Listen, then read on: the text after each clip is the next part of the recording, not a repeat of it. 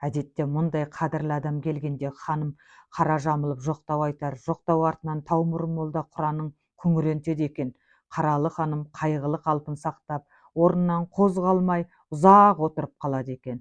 Бұл жолы мұның бірі де болмайды. Шешенің келуі қайғылы ордаға қалыпты тіршілік орнатқандай болды. Айғаным өзі жүріп шай қойғызады, қой сойдырады. Ат қағып шөлдеп келген шешенге өз қолымен сусын береді. Ханым жадыраңқы болған соң шешен де жайғасып шешіле сөйлейді. Мал, жан, ауыл аймақтың амандығынан басталып, әңгіме ағыла береді. Шешеннің сөзі Айғанымға әртүрлі ой салып, көңілін жадырата түскендей болады. Айғаным өкпе назын айта бастайды. Ханмен қадірлес, халықпен сырлас қария едіңіз. Хан артында қара тұман қалды. Қара тұман ортасында мен қалдым. Көзсіз көбелектей болып қалғаныма, осы уақытқа дейін ат ізін салмағаныңызға несін жасырайын, өкпелеп жүредім. Мен сізді келер де жылатар, жылатар да жұбатар, содан кейін ханға арнап бір жақсы Құран шығартар деп ойлаған едім. Мұның бірін де істемедіңіз.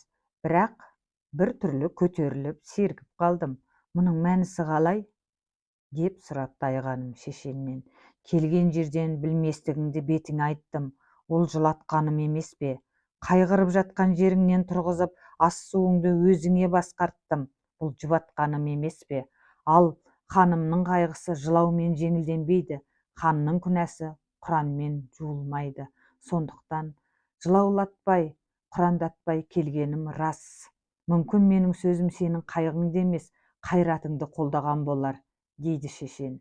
Айғаным рас, деп басын изейді. Бағанадан бері шарта жүгініп алып, мүлгіп отырған Таумұрын молда осы кезде көзін ашып, күнәкар болдыңыз, шешен, күнәкар, деп бажыраң етеді. Молдеке, сабыр етіңіз, осыншама қатты кесіп айтатын сіздің алдыңызда жүгініске келіп отырған жоқпын ғой. Қалтаңызға саудыратып салып жүрген сауабыңыз болса, менен басқаларға үлестіре беріңіз. Құр қалдым деп өкпелемей ақ қояйын. Атасы басқа молда түгіл, мен өз ағайындарынан да еш нәрсені дәметпейтін адаммын. Ал ханның күнәсі Құранмен жуылмайтындығы, ханымның қайғысы жылаумен бітпейтіндігі туралы қай бидің алдына барсаң да сенікі теріс, менікі дұрыс, депті шешен. Шешен сөзінің салмағына шыдамаған Таумұрын молда дәрет алуды сылтау етіп, қақырына түкіріне далаға шығып кетеді. Молда кеткен соң еркіндей түскен Айғаным шешеннің қасына жақынырақ отырып, ойындағысын іркілмей айта бастайды. Ханның қайғысы оңай болды дейсіз бе маған? Өзім әлсіреп отырғанда, әлгі бір сорлы молда Құран оқыса, осы орда дөңгелене жөнелгендей болады. Құлап кетем бе деп керегенің көгінен ұстап, бүйірімді таянамын. Әңгіме айтса, Әзірейлі, Жәбірейлі, Мүңкір, Нәңкір деген біреулерін айтады да мүлде зәремді алады. Осы араға келгенде Байдалы шыдамаса керек, Айғанымның сөзін бөліп: «Әй, Айғаным-ай, баяғыдан бері байқамап едің, бұл Таумұрын молда аузын ашса, оның көмейінен көр көрінетін еді ғой. Несіне зәрең ұшады? Өмір тұрғанда өлімді сөйлегеннен без, төріңде отырып көрге сүйрегеннен без», деп шешен теріс айналады.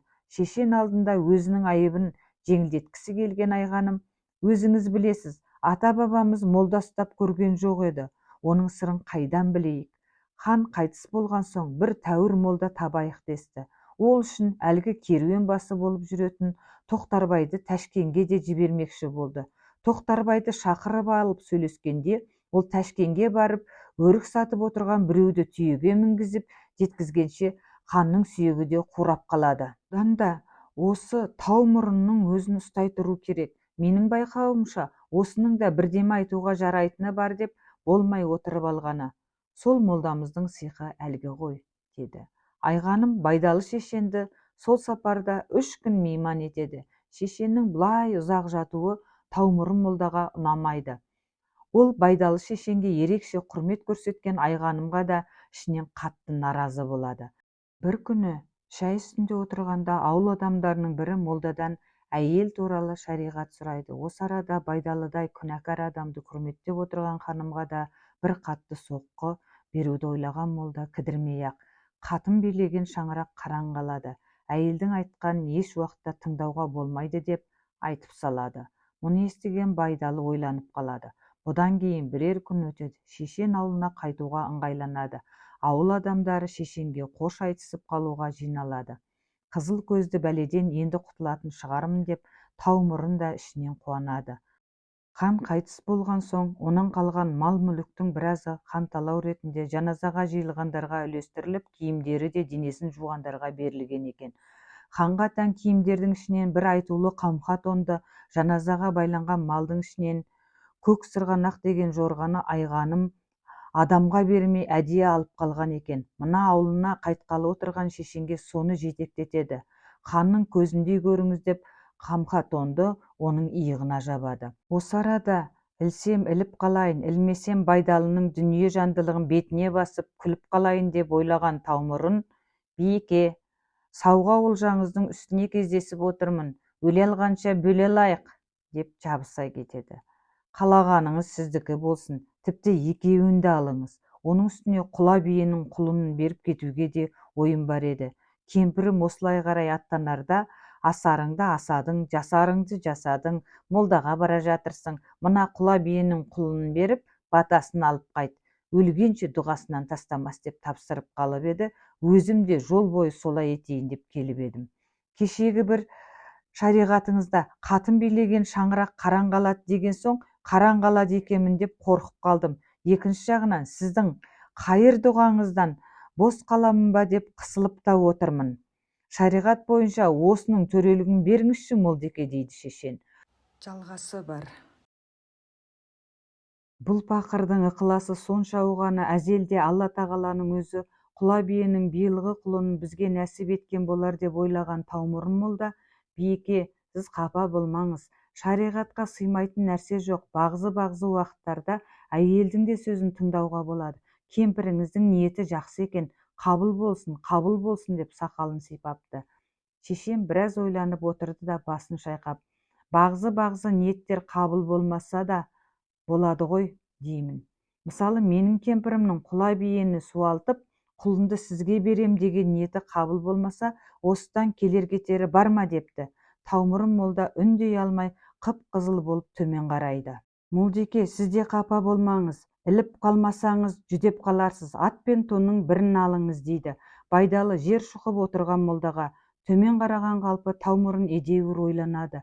Сонда оның ойлағаны, өзі ал деп отырғанда алғанның не сайып, алтын көргенде періште де жолдан тайыпты деген батамды беріп, қамқа тонды алсам харам бола қоймас деп ойын қорытады да, «Иллахи» деп екі қолын жоғары көтере бергенде айғаным, «Молдеке, біреуге бұйырғанды біреу жемес болар» деп өзіңіздің айтқаныңыз барды.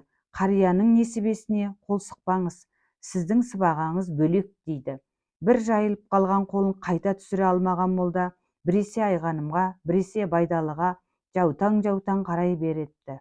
Сонда Байдалы, бағзы шариғат бар, тек шатақ үшін таралған, алуан молда бар, тек алу үшін жаралған. Олар ал дегенді өлтіріп, бер дегенді ғана қалдырған. Сұрауменен сұрамсақ күн көреді, ұрлықпенен соғанақ күн көреді. Үзіп жұлып күн көрмесе, бұл пақыр аштан өледі, дейді. Жалғасы бар. Қашан бірдеме ілінгенше қармағын судан алмай жаман үйренген Таумұрын назаланған пішінмен жаюлы қолын жимайды. Осы жолы оның алақаны, бересің бе, болмаса тағы бірің өлесің бе деп тұрған тәрізденеді. Оңай олжа тауып үйренген адам арсыз келеді. Арсыздардың адамдықты жеңетінде жері болады. Бұл тілеуі құрғырдан не беріп, не өліп құтылмасаң құтыла алмайсың деп Байдалы тонды иығынан сыпырып молданың алдына тастайды. Шешенге арналған сыбағаны арашалап қалуды ойлаған біреу қаз тойғанға емес, орғанға семіреді. Молдеке, сауға депті. Сонда Таумұрын, менің де дос дұшпаным бар, кемпіріме көркейіп барайын деп тонды өзіне қарай тарта түседі. Қамқа тон қарияға барып та болған жоқ, қария оны алып та болған жоқ. Алатын болсаңыз, үйіне барып алмайсыз ба? Ордамның ішінде отырып аң аулағаныңыз шариғатыңызға шақ келе ме? Ханның көзіндей көрсін деп мен бұл тонды қарияға бердім.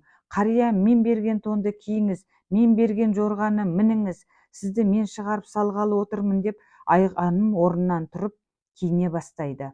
Шешенді аттандырып жіберуге Айғаныммен бірге жұрттың бірі үйден шыққанда орнынан тұра алмай отырып қалған Таумұрын: «Япыр-ай, келіп тұрған нәрсенің кетіп қалғанын қарашы, қатын билеген шаңырақ қараң қалады деген осы-ау, ой тоба, ой тобай» деп басын шайқап қала береді. Айғаным көк сырғақтың шылбырын өзі ұстап, шешенді өз қолымен аттандырады да көрмеде тұрған боз жорғаны ер-тұрманын жарқ-жұрқ еткізіп өзі мінеді. Соңынан қарағандарға қос жорға жер баспай әшейін сырғанап бара жатқан сияқты көрінеді. Құлынды бие жетелеп қос жорға мінген шешем мен ханым ел маңынан аулаққа ұзай береді. Бір мезгілде Айғаным көк майсалы далаға бір қарап күрсініп алады да сөйлей жөнеледі: «Ақыл алтау, ой жетеу болып тұр қария. Хансыз қаңырап тақ қалды, қалың дәулет бақ қалды. Ханды қарытып, биді арытқан қария едіңіз, айтар ақылыңыз бар ма?» дейді. Байдалы үндемейді. Қалың ойға батып, кәрі көзін сығырайтып әлдеқайда алысқа қарайды. Арқасынан аяз өткен адамша қайта-қайта тітіркеніп қояды.